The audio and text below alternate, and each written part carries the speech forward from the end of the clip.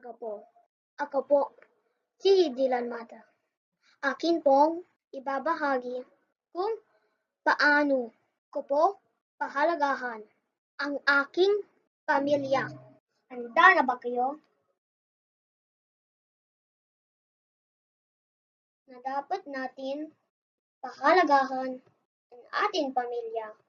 Kaya naman, lubos kong pinahahamagalan ito na paano ko po pinahahalagaan ang aking pamilya.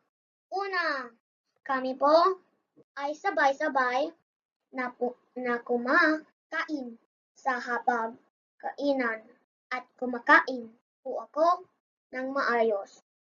Aking unubos ang aking pagkain.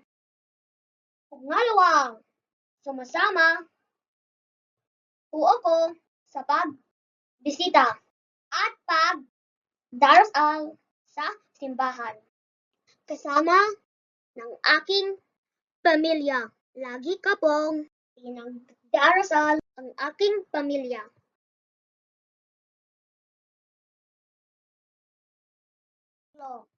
Tumutulong po ako sa pagnalinis ng bahay. Ako po ang nagtutupi ng kumot at inaayos ko po ang aking gamitan at laruan. Sa konting pagtulong ko ay napapasaya ko ang aking pamilya.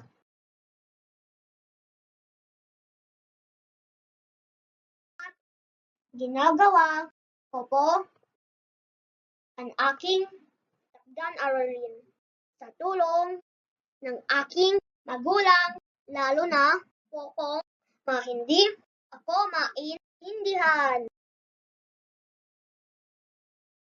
Higit sa lahat, ginagalang ko po sila at mahal ko po ang aking pamilya. Ganoong ko po sila pahalagahan. Sana po ay nagustuhan inyo ang aking vlog ngayong. Maraming salamat po!